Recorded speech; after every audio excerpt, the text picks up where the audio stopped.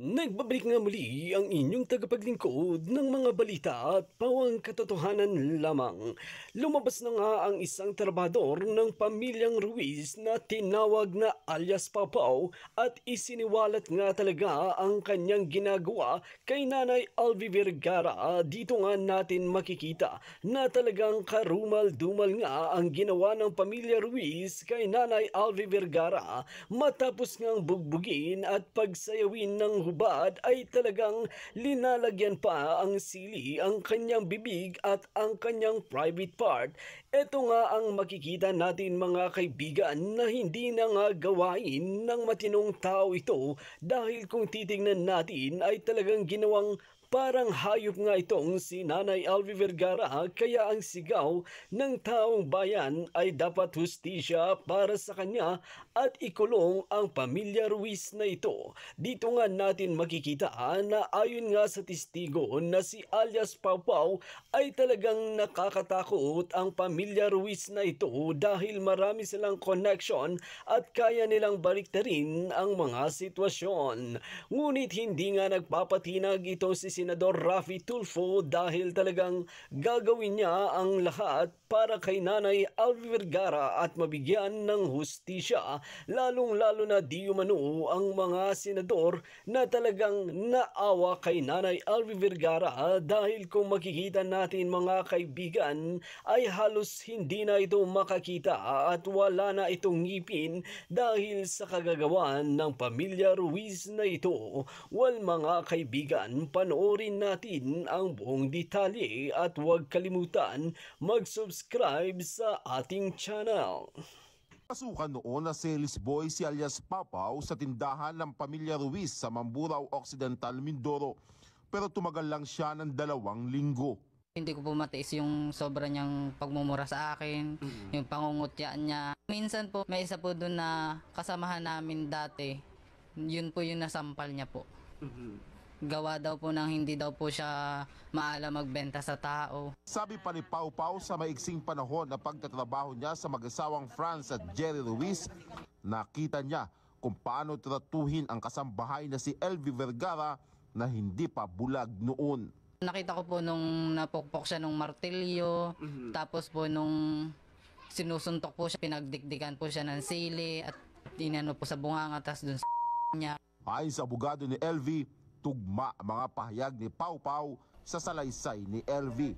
Ayon kay alias Pawpaw, kahit noon ay gusto niyang tulungan si Nanay Elvi ay hindi naman niya ito magawa dahil sa takot na maging siya ay masaktan din. Kaya't ngayong wala na siya sa poder ng kanilang amo ay lumantad na siya at handang tumistigo para mabigyan ng hustisya si Nanay Elvi. Isang dating garbage collector din ang nakakita sa mga naging pasa noon sa braso ni Nanay Elvi. Sabi ni alias Paul, kinunan niya ng larawan si Nanay Elvi matapos sabihin sa kanya ng kasambahay na siya ay minamaltrato. Hihingi na sana siya ng tulong pero sinundan umano siya ng among lalaki ni Elvi sa munisipyo at saka umano tinakot kasabay ang pagpapabura sa mga kuhang litrato. Pero na-share na niya ito sa kanilang group chat bago pa niya nabura. Hawak na ng Municipal Social Welfare Office ang mga nasabing larawan. Sunod na hakot po namin, napansin ko na parang iba na naman yung sugat niya. Sabi niya, binubugbog na daw po siya doon. Kwento naman ang kasambahay na si alias Berta, gabi-gabi umanong umiiyak si Nanay Elvi at sinasabing gusto na niyang makauwi sa pamilya. Si alias Berta ang nahinga ng tulong ni Nanay Elvi kaya siya nasagip. Sabi niya po, Ate Pay, bago ka umuwi, kailangan makauwi muna rin ako sa amin. Kasi natatakot daw po siya. Kaya po, hindi ko po alam na baka daw po saktan siya. Iginakasana ni Senator Francis Tolentino, chairman ng Senate Committee on Justice and Human Rights, ang investigasyon sa sinapit ni Nanay Elvi at sa iba pang kasambahay na maaaring minamaltrato ng kanilang amo. Hinihintay na lamang ng senador ang official report ng pang-aabuso umano kay Nanay Elvi.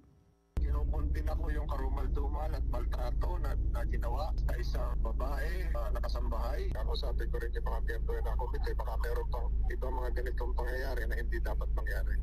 Hinahanap na ng MSWDO ng Mamburao ang iba pang posibleng makapagbigay ng impormasyon sa nangyari kay Nanay Elvi. Hiningan muli ng ABS-CBN News ang pamilya Ruiz ng komento sa mga bagong aligasyon laban sa kanila pero tumanggi na silang magsalita sa media. Inaantay ng mga netizens ang araw na maghihimas rehas yung mga amo ni LV Vergara, ang kasambahay na nakaranas ng napakalupit na pagmamaltrato sa kanyang mga amo at sa dalawang anak nito.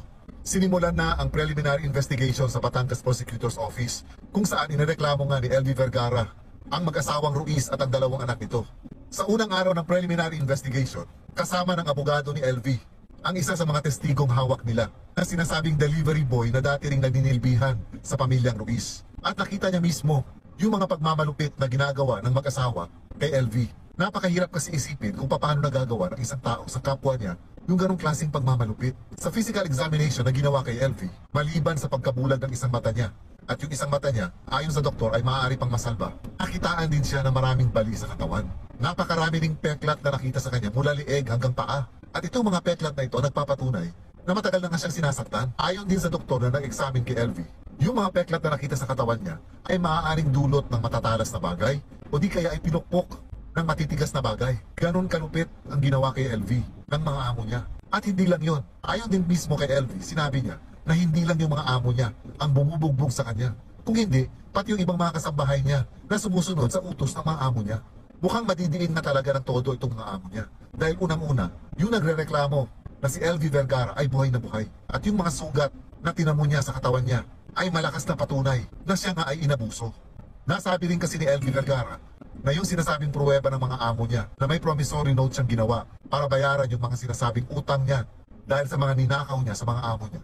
Ayon kay LV, nagawa niya yung promissory note dahil pinilit siya ng mga amo niya na isulat yun.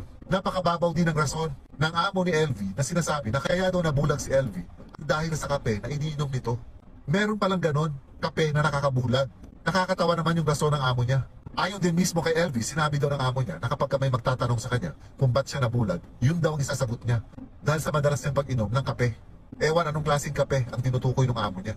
Na kahit sinong matinong tao, hindi maniniwala sa alibay niya. Kinuwento rin ni LV na kung hindi daw dahil sa dating isang kasamahan niya na babae na tumulong sa kanya para makatakas dun sa mga pinagsisilbihan niya, ay hindi daw niya magagawa na makatakas dun sa pamamahay na yun. Wala rin daw siyang cellphone dahil kinumpis ka rin ito ng mga amo niya. Siyempre, para hindi makapagsumbong o hindi makapag-text itong si LV para ikwento yung mga nangyayari sa kanya.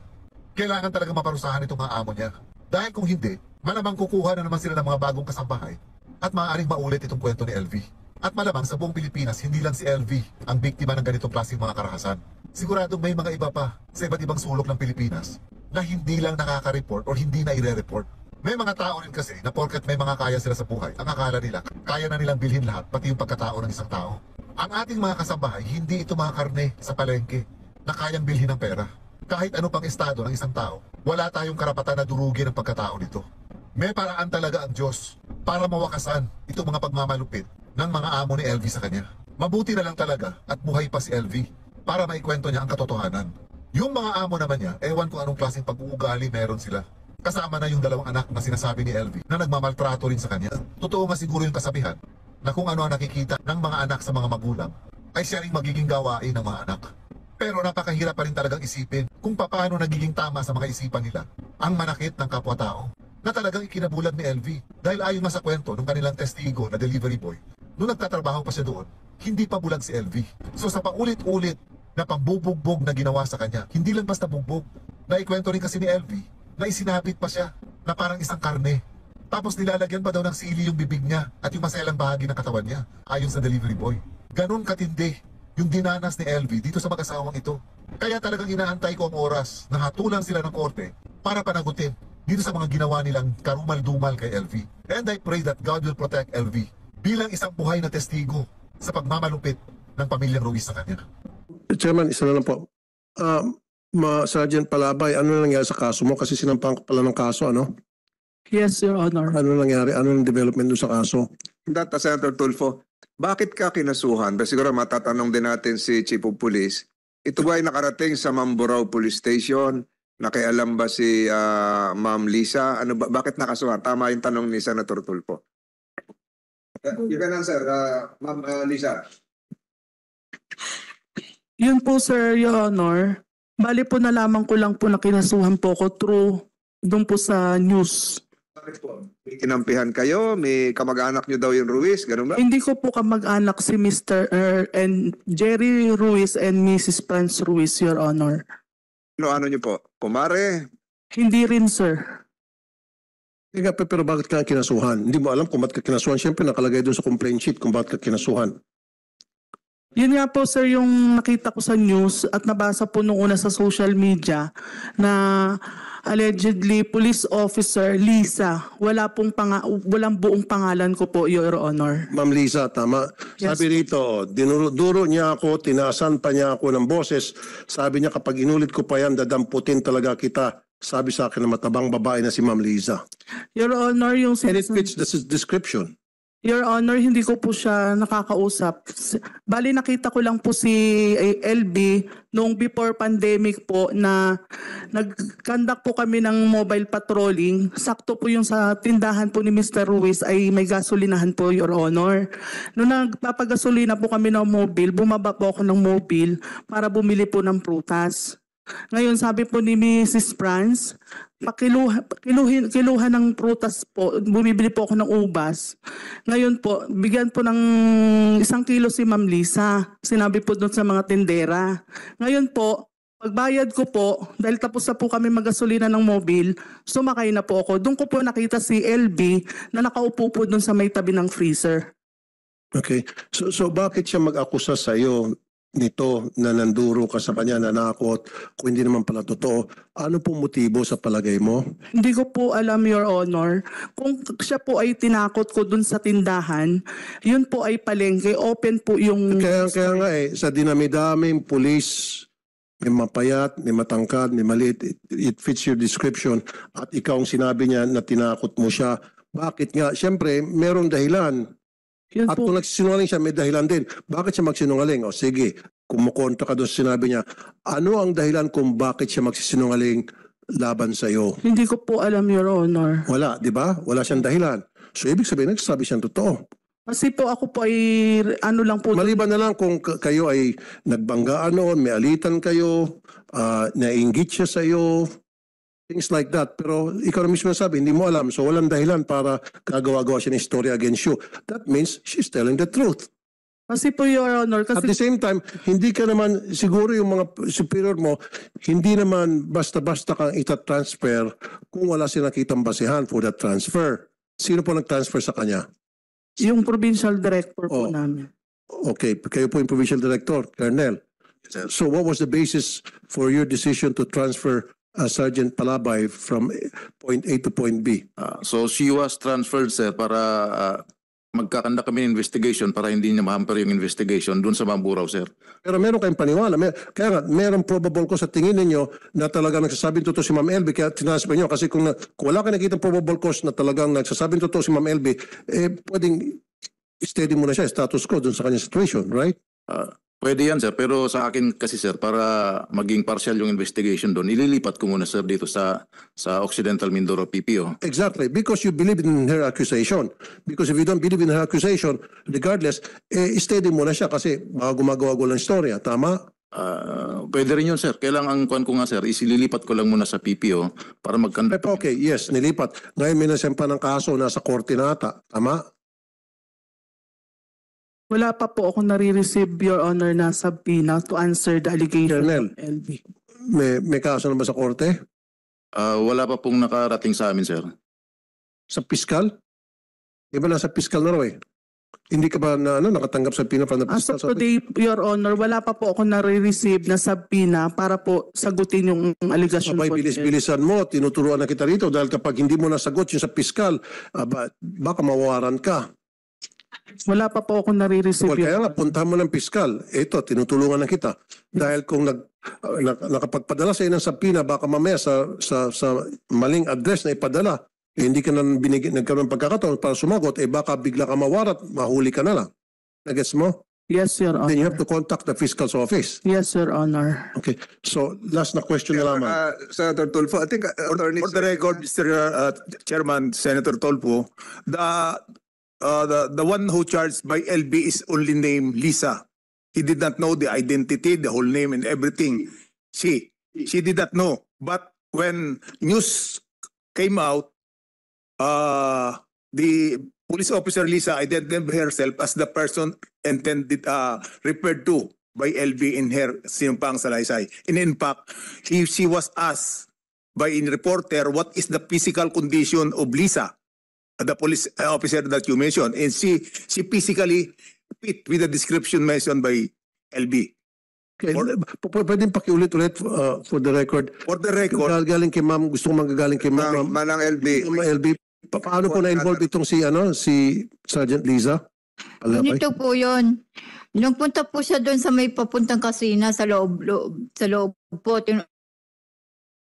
sa may pinto siya nagtayo, sabi sa akin, ikaw, wag mo uulitin yun ha, dadadaputin kita.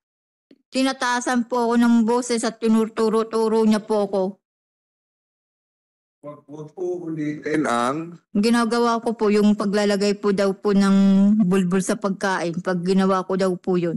Tinaasan niya po ako ng boses nung nagpunta po siya doon sa may kusina namin. Police officer Lisa, totoo ba yan? Yung mas ka ng kinonfront mo? Hindi po, sir. Hindi po ako nakakarating, sir, doon sa mismong pintuan ng bahay ni Franz. Doon lang po ako nakakarating, sir, doon sa pinakalamesa kung saan doon po ako nagbabayad. Ako po, pag bumibili po na ng produkto ng tindahan ng Ruiz, pinakamatagal ko na po, Your Honor, is 3 minutes. Minsan nga po, yung motor ko po ay hindi ko na pinapatay kasi pagbili ko po, Your Honor, nagmamadali po akong umalis dahil duduty pa po ako at papasok po yung mga anak ko. Yun po ay mapapatunayan ng mga tindera-tindero doon po.